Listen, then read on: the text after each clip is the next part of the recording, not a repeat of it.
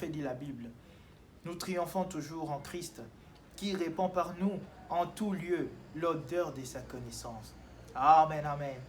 Mon frère, ma soeur, le combat que nous avons, la Bible dit encore, car nous ne falsifions point la parole de Dieu, comme font plusieurs, mais c'est avec sincérité. Mais c'est de la part de Dieu que nous parlons en Christ devant Dieu. Mon frère, ma soeur, c'est cela ce qui fait que nous puissions avoir de combat. C'est cela ce qui fait qu'on puisse nous haïr. D'ailleurs, moi, les histoires là qu'on nous hait ou quoi que ça, moi, ça ne me dit rien parce que nous sommes déjà habitués. Depuis au Congo, on a eu des attaques, on a eu des insultes, mais Dieu nous a fait surmonter cela. Si je suis en train de parler plus, c'est aussi pour vous. J'ai besoin de vos prières, oui, c'est vrai. Mais vous aussi, vous avez besoin de prier aussi, de prier pour vous-même ainsi que pour vos familles. Parce qu'il y a de ceux qui ne comprennent pas encore que le réveil que nous avons, c'est le réveil du salut. Que l'argent que vous êtes en train de vous débattre pour chercher là, ça passera. Tout va rester si un jour vous allez mourir. Peuple de Dieu, je vous demanderai de persévérer dans la sainteté, de persévérer dans la crainte de Dieu, de persévérer. Peu importe combien on va insulter l'église, peu importe combien on va parler mal. Souviens-toi que c'est du temps passé, on a aussi parlé mal d'eux.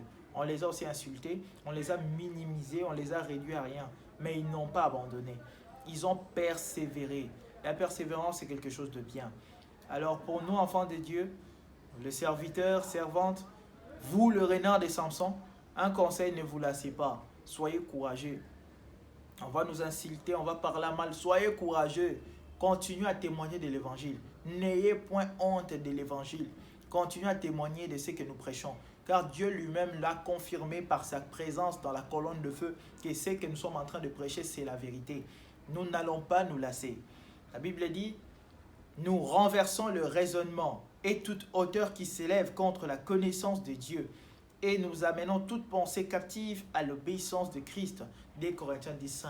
Mon frère, ma soeur, nous renversons même les auteurs. Que tu sois archipable ou je ne sais pas moi. Peu importe ton grade. Si tu n'es pas en ordre, si ta vie n'est pas en ligne avec l'évangile, avec la parole de Dieu, si tu rencontres le colombe dans ton chemin, si tu rencontres le zègle ravageur, si tu rencontres le renard de Samson, ils vont te calciner avec le feu. Ils vont te calciner. La chose à faire, nous voulons que toute pensée puisse être ramenée à l'obéissance de Christ. Que tu sois témoin de Jéhovah, tu dois être ramené à l'obéissance de Christ. Que tu sois, je ne sais pas moi de quelle église, tu dois être ramené à l'obéissance de Christ. Nous ne blaguons pas parce que celui qui est en nous est plus fort que celui qui est dans le monde. Et nous savons qu'il n'y a plus assez de temps. Donc nous ne blaguons pas. Qui sont ceux-là qui volent comme des nuées, comme des colombes vers leur colombier? C'est ces peuples de Dieu du temps du soir. Cette épouse-là, en route vers l'Éden restauré. Nous sommes de retour en Éden. Nous sommes de retour en Éden. Que Dieu vous bénisse.